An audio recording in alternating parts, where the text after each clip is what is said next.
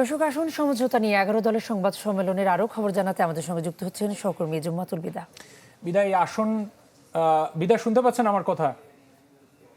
জুমাতুল বিদা আমাদের সাথে যুক্ত হচ্ছেন। বিদা, আশা করি আমার কথা শুনতে পাচ্ছেন আপনি। বিদা, আসন সমঝোতা নিয়ে মনোমালিন্যের কথা আমরা দেখেছি এর আগে। ইসলামী আন্দোলন জোটে থাকবে কিনা সেটা নিয়েও প্রশ্ন থেকে যাচ্ছে। এ ব্যাপারে আজকে কোনো সিদ্ধান্ত আসবে বা কোনো এই প্রশ্নগুলোর উত্তর পাওয়া যাবে আজকে? যদি সুধী মণ্ডলীকেও এখানে উপস্থিত হয়ে থাকেন, বিনীত অনুরোধ করছি সুধী মণ্ডলীকেও দোতলা চেয়ারগুলিতে চলে যাওয়ার জন্য।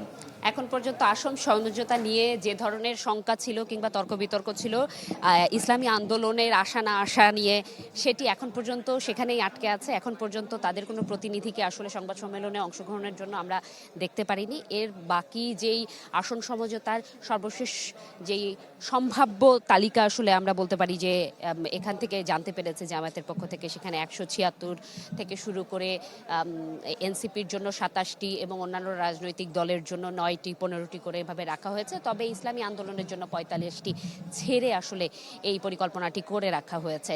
যেহেতু এখন পর্যন্ত ইসলামী আন্দোলনের পক্ষ থেকে কেউ আসবেন কি আসবেন না সেটিও এখনো নিশ্চিত হয়নি।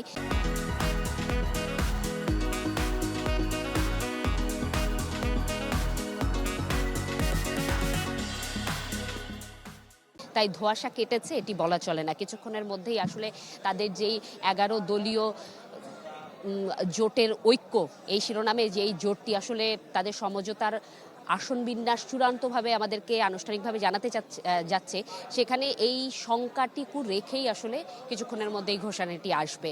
এবং আমরা আলাদা করে ইসলামী আন্দোলনের সাথেও আসলে যোগাযোগ করার চেষ্টা করেছিলাম। সর্বশেষ যে এই তথ্যটি নিশ্চিত হতে পেরেছে যে তাদের পক্ষ থেকে এখন পর্যন্ত কোনো প্রতিনিধি আসার সম্ভাবনার কথা তারা নিশ্চিত করতে পারেনি। সেক্ষেত্রে এই 45টি যেই আসন সেটি ছেড়েই কিভাবে তারা আসলে তাদের 250টি আসনে কিংবা 55টি আসনে তারা নিজেদের কিভাবে বন্টন করে প্রকাশ করবেন তাদের সমঝোতার চূড়ান্ত তালিকা, সেটি এখন দেখার অপেক্ষা, যা কিছুক্ষণের মধ্যে আসলে প্রকাশিত হবে। এই ছিল আমার কাছে এখান থেকে বিদা, অনেক ধন্যবাদ যুক্ত হওয়ার জন্য। জুমাতুল বিদা 11 দলের সংবাদ সম্মেলন থেকে আমাদের সাথে যুক্ত হয়েছিলেন।